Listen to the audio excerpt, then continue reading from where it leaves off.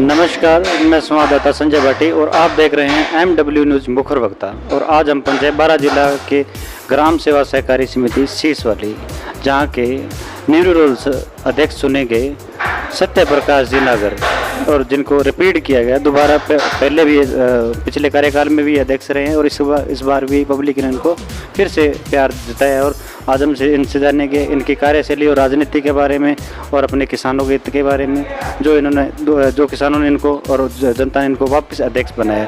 तो सबसे पहले सर, हमारी टीम की ओर से आपको दोबारा अध्यक्ष बनने में बहुत बहुत शुभकामनाएं और हार्दिक अभिनंदन।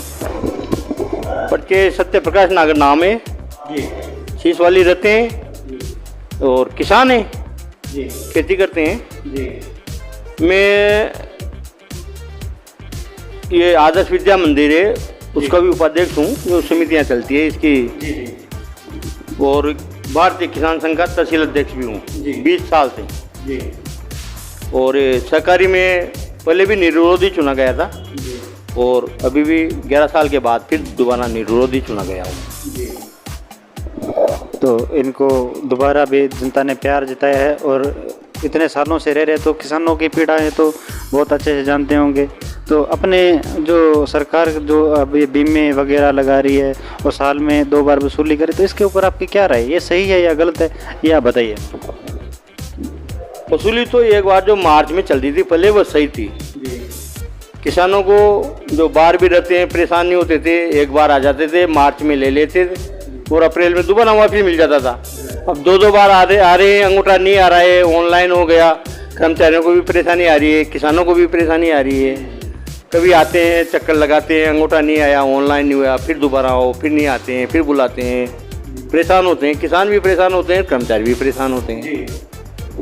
तो किसान और कर्मचारी और सभी परेशान रहते हैं इस चीज़ों से। तो ये इनके कहना है कि यही लोनिंग वार्षिक सालाना होनी चाहिए, 6 महीने में नहीं होनी चाहिए, क्योंकि किसान के पास हर 6 महीने के बाद पैसा नहीं होता, सालाना वो कैसे भी एडजस्ट कर सकता है। तो इसके अलावा आप जैसे कि ये सुविधाएं चल रही है किसान संघ की और जो सुविधाएं मिल रही है सरकार की ओर से, तो आप संस्था में लाने के लिए क्या प्रयास करेंगे? संस्था में तो और क्या सहयोग ही नहीं करते हैं डिपार्टमेंट, जो हमारी हम जो लेते हैं उनको लिख के देते हैं, उस पर अमल ही नहीं करते हैं। सरकारियों के ऊपर कोई ध्यान ही नहीं है सरकार का जी। कोई आमदनी नहीं है। गरीब जगह तो ऐसी सरकारें हैं जहाँ कर्मचारियों की तनख्वाह पैसे नहीं है तनख्वाह देने के लिए जी। बहुत सारी समितियाँ ऐसी हैं जहाँ 1-1 साल से 1.5 साल से जो व्यवस्थापक है सैलरी नहीं उठा पा रहे हैं। ये चीज़ सत्य है। तो इसके बारे में आप सरकार से कुछ कहना चाहिए? सरकार से तो क्या कहें कि आमदनी का सोर्स बढ़ाए सरकारी में, पूरे नियम उनके चलते हैं, हमारे नियम को तो मानते ही नहीं है। अब उनके नियम के हिसाब से यहाँ आमदनी नहीं होती है। अभी खाद का व्यापार करते हैं तो उनके साथ में अटैचमेंट बेचते हैं, जब सीजन रहता है तो माल नहीं बेचते हैं। किससे आमदनी होगी? तो सरकार चलेगी भी कैसे? हमारे पास तो ये एक्स्ट्रा आमदनी, इसलिए हमारा तो ठीक ठाक चल रहा है।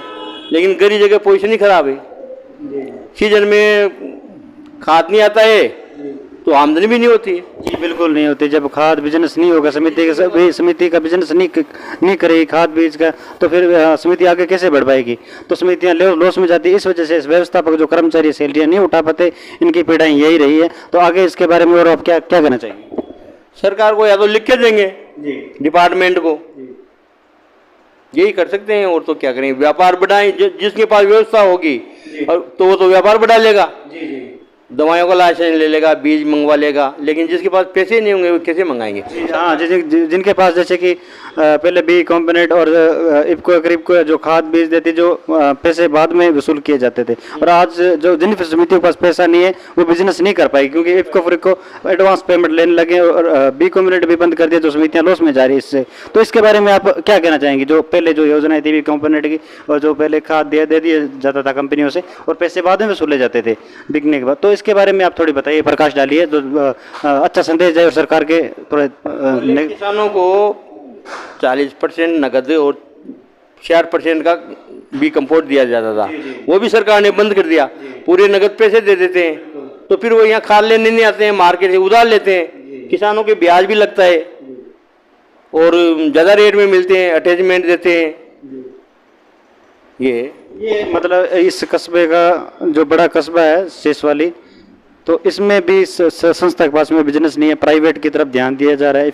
तो सर आगे आपकी क्या योजनाएं रहेगी, क्या अपील है और क्या संदेश देना चाहते हैं आप अपनी जनता को? सरकार से कि हमको टाइम पे खाद दे, टाइम हमारी सहायता करते रहे, सहकारियों को तो लाभ होगा, किसानों को भी तो सब सहकारियाँ संपन्न होंगी और सबको दिवाली की शुभकामनाएं। तो ये थे हमारे साथ शीशवाली ग्राम सेवा सहकारी समिति के चुने गए निवृत्त अध्यक्ष सत्य प्रकाश जी नागर। तो सत्य प्रकाश जी हमारे चैनल में आपको टाइम देने के लिए बहुत बहुत धन्यवाद। धन्यवाद। आप देख रहे हैं MW न्यूज़ मुख्य वक्ता संवाददाता संजय भाटी के साथ 12।